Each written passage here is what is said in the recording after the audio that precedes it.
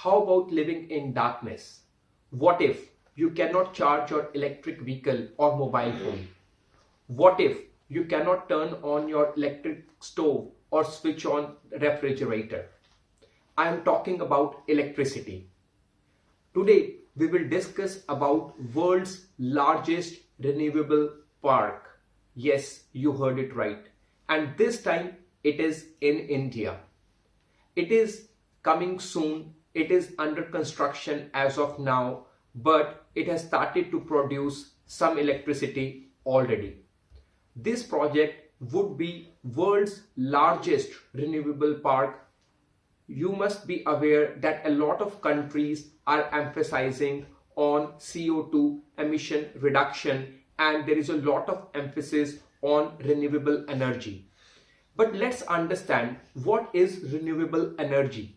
So renewable energy is the energy which comes from unlimited, naturally replenished resources such as sun, wind or tides. So this is the best definition I could find for you so that you can understand what is renewable energy. Now, first of all, we will talk about two main sources of energy for this world's largest renewable park. One is solar and second is wind, because this park is also called as hybrid park because it will consist of both renewable sources of energy, which is solar and second is wind. Let's look at solar energy first. And this is again the best definition I could find for you so that you can understand what is solar energy. Solar energy is the energy comes from sun that is converted into thermal or electrical energy. Solar energy is the cleanest and most abundant renewable energy source available as of today. Thereafter, let's look at wind energy. Wind is used to produce electricity by converting the kinetic energy of air in motion into electricity. In modern wind turbines, wind rotates the rotor blades, the big blades which sometimes you see when you are driving from point A to point B, which convert that kinetic energy into rotational energy. That rotational energy is transferred by a shaft to the generator, thereby producing electrical energy. So actually, the solar energy is a bit easier in terms of producing, whereas wind energy takes a bit of a process to finally get in terms of energy. Now let's look at this particular park. So first of all, this name Khavda Renewable Energy Park is a bit of a strange name. So what is it? There are different names for it, but this is actually the name which has been given to it. And Khavda is a place in India. So in India, there is a state called Gujarat, and within Gujarat, this place Khavda is an area, and within that area, there is a village where this project is coming. Now, why this is the world's largest renewable park? It will produce once operational and once fully operational, because it is already operational, it is already generating some electricity, but once fully operational, it will generate 30 gigawatt of electricity, which is really huge. Now, you must be thinking, how much is 30 gigawatt? Because, you know, this is kind of a term which we use in terms of electrical measurement. 30 gigawatt of electricity is enough to support 16 million homes annually. That amount of electricity we are discussing now. Now, in terms of the area, Khavda Renewable Energy Park is taking 726 square kilometer or 726,000 hectares of land. And in basically, to give you an idea, the scale, how big is that land, it could be 5 times the size of Paris, or it could be as big as area of Singapore. I think when I did Google, Singapore is having an area of about 760 square kilometer, and this project is 726 square kilometer. So you can imagine the size, the massive, huge size of this area. But it also brings us to the question, why, we have to build such big parks? And also the question, how did India manage to find that big piece of land for this project? Now, the answer to this question is, as per documents, this is a wasteland. Now, when we say wasteland, is there any wasteland still persist on the planet?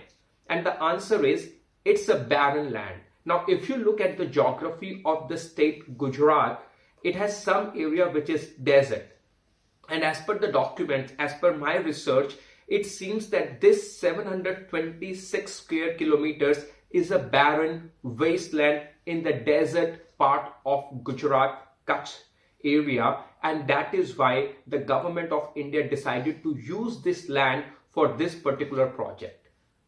Now, let's understand this 30 gigawatt of energy which would be produced once this is fully operational will be consisting of two parts. One is the solar and the second is the wind. As I mentioned, solar would be 26 gigawatt and wind would be 4 gigawatts. And at the beginning I mentioned solar is little easier and it is much more abundant, whereas wind is little difficult and there is bit of more process to get it done.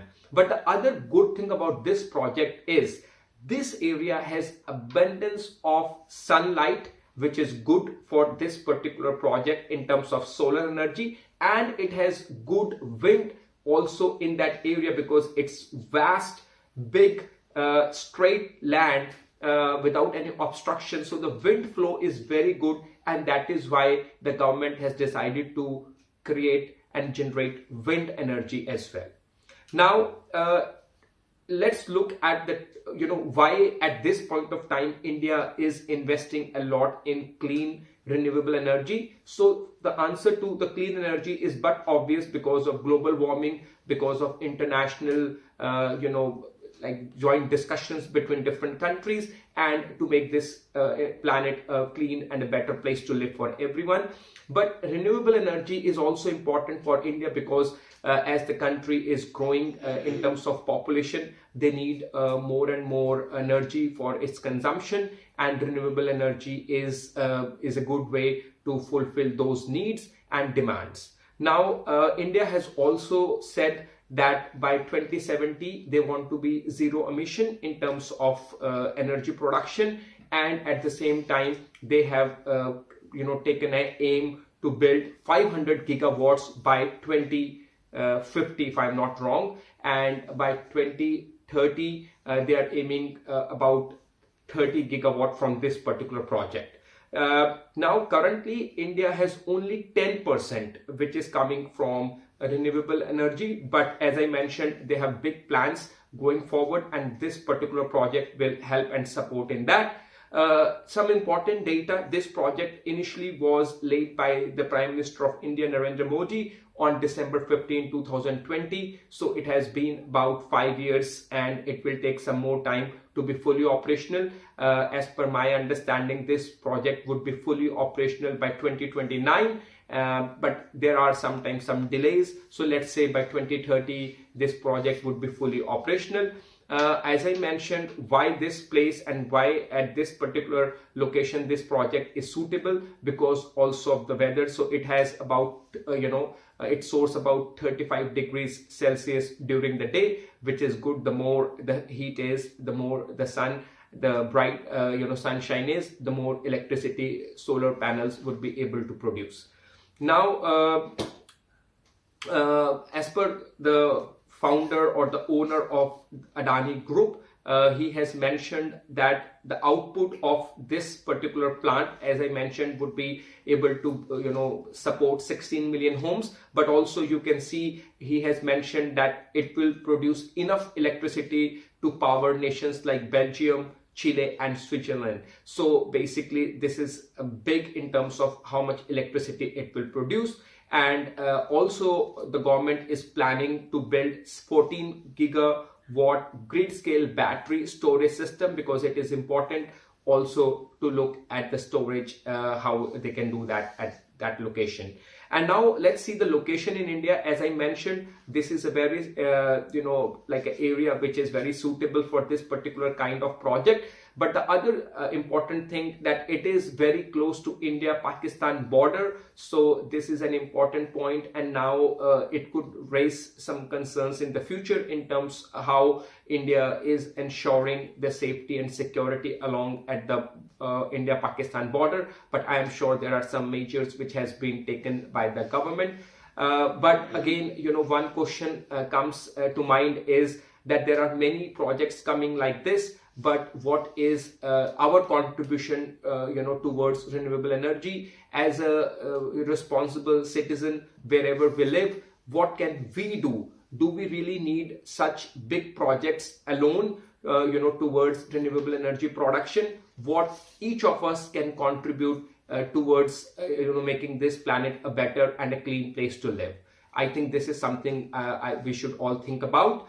But now let's look at some of the investors and shareholders in this particular project. So Adani Group has formed a company called Adani Green Energy Limited, who is a major player in this project, and they are building this. And there is a big commitment done by the company, the billions of dollars which has been allocated for this project.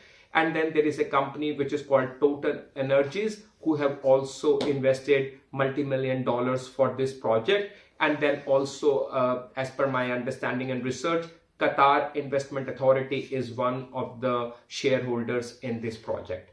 But I would like to mention some of the commercials, because now what is the benefit in terms of commercials? Because at the end of the day, any of such projects is to make some money as well. So between 2020 to 2022, Adani Group Energy stock surged over 1,000%. So as if you are an investor, I think it is important for you to keep an eye on such kind of projects, and also the timing, the location, as well as other impacts, because if you have been invested in this particular stock, you would have made good money during that time. Though later on, especially in November 2024, there were some US indictment for this particular project, because there are some corruption charges which US has mentioned about this particular renewable park.